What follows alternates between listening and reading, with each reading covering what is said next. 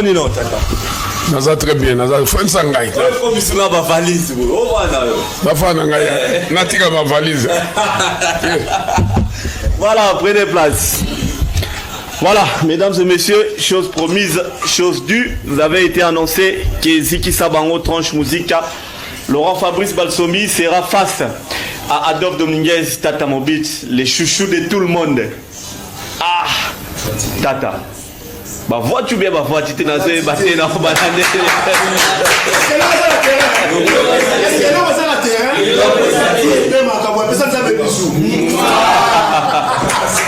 Tata. Bienvenue et bon dimanche. Merci beaucoup. Vraiment, tout le monde a mes bisous.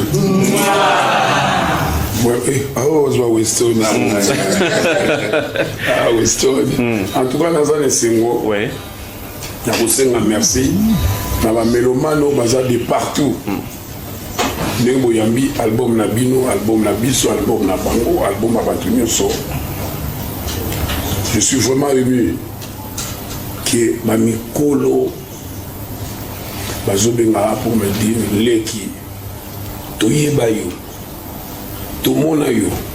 T'as chanté au Salamakambu, mais cette fois-ci, tu mérites des cadeaux. Ils m'ont dit que j'aurai des cadeaux. La personne a jamais vous aurez des cadeaux. D'abord, Adolphe Dominguez, vous êtes un homme de parole. Vous êtes un homme bon. Vous m'avez promis depuis que 12 ans au Salama que Balsomi, ce album est bimi. Na Rosana Plateau, Yazigi Sabango, Tranche Musica. Le Lopana Moni album est bimi. J'ai dit 12. Et que tes premières émissions en Roloba, surtout compté chaîne nationale, la première émission est la valeur au PC Laurent Fabrice, au PC Serge Makoso, au PC. Tata, pour la nuit, d'abord, Serge ou un réalisateur, qui a connu la mission. Il y a pour connu la mission. Vous avez fidèle et fidèle. Moi, j'aime les gens comme ça. Même mes artistes sont baillés à table, après c'est le rôti. L'excellent bango. Considération. Malgré ces éléments pour le soigner, ça va. Oui. En tout cas, Nabandi Awa. Parce que Zigisa Bango et Salman Nabonanga. Ok. Bah, yebi. Et banana puissant. Moi, si Nanga Giyuku, bête ma pour la autant comme on était pour ça la Kende.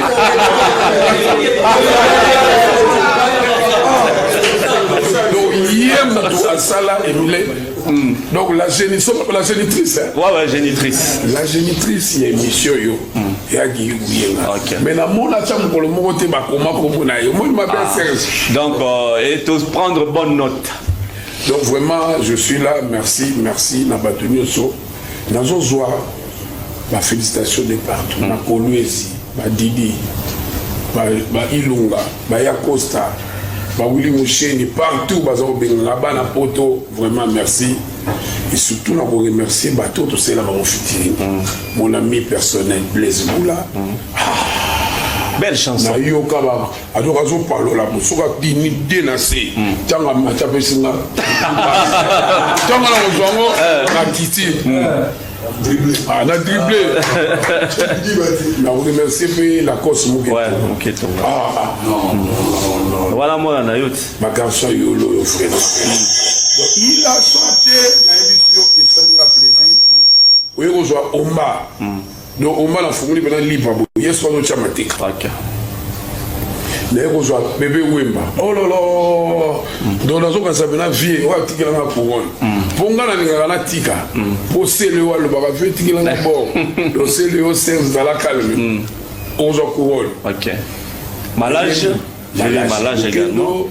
Bachibida, Redi Amissi, une belle chanson. Donc, ça est belé, J3, vraiment, ils apprécient ça. On a besoin de ambiance, en fait. Donc, vraiment, c'est belé. merci na bango et surtout na papa chéri na mosika me eh ah bien aussi ça on disque mais bien Adolphe Dominguez. Donc tout le monde attendait ça, Bakulutu, vraiment l'artiste a fait son travail.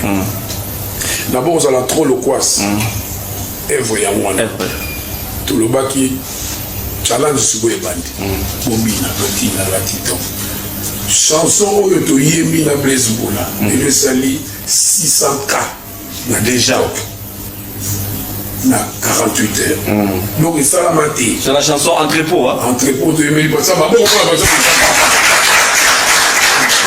Passa Moussaka Nzambe apambola yo olaka kingai tuoyo Mouillon Adolphe Dominguez bonjour maman na cadeau donc semaine de ça bali ba démarche pour la cadeau et eux l'ont gâté. Alors les derniers albums d'Adolphe Dominguez datent depuis quelle année?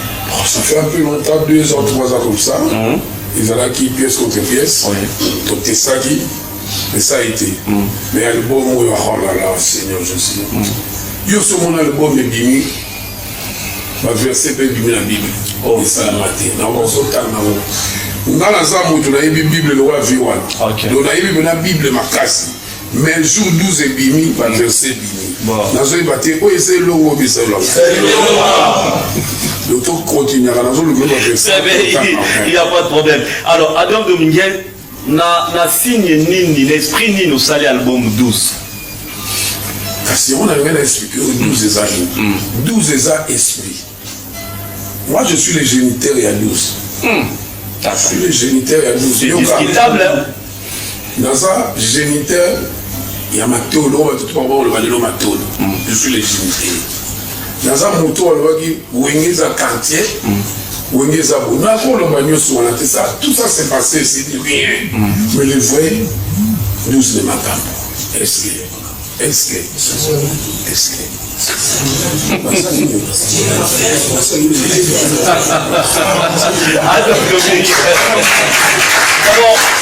pourquoi un album où il y a le titre, il y a chiffre qui est 12? Il y a mon lobby dans l'autre. Parce que c'est ma mi bataille il me faut tango pour ça la bataille subi ba iba mais isa prophétique vous allez voir je fais ça bien tanga ah tata mobile maman aussi là voilà makoso azonga pa uta bonjour avez-vous remarqué que la date d'aujourd'hui est le 12-12? Vous voyez ce que dit la Bible à propos de la date d'aujourd'hui. Genèse 12-12, vous ne mourrez pas, vous vivrez. Amen. Exode 12-12, tu échapperas au danger toute ta vie. Deutéronome 12-12, vous et vos familles serez dans la joie en présence de Dieu.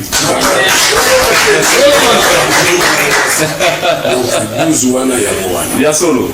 Et ça 12 c'était que au bon père mutu bilo akoya te eza 12 to beti mutu karate les esprits mais pas baby 12 na l'esprit wana ba 12 na bino oui esprit oui ça veut dire quoi biso ba bato moko soko tout monde mutu okutani na makambo yena ni mukolo yena ni mukolo soki bala mifufu na ni akodunda voilà l'artiste a fait son travail. Merci beaucoup Adolphe Dominguez. Alors, album 12 et Salemi, tu as tenu à ce que Ebimara n'a pas 12. C'est-à-dire les 12 décembre, c'est aussi 12 à 12 heures. Tous à dessus par image, c'était à ces heures-là. Pourquoi? C'est un tout harmonie. C'est ça qui bénédiction il y a le jour. La bénédiction est arrivée. Tout le monde est d'accord. Dans le cas qui na Willy Moucheni, abaki na Jimmy Mamboni, abaki na Moustapha na Yolo, soki 12 esimbi na Zumbana, toki fa na village. Maman habité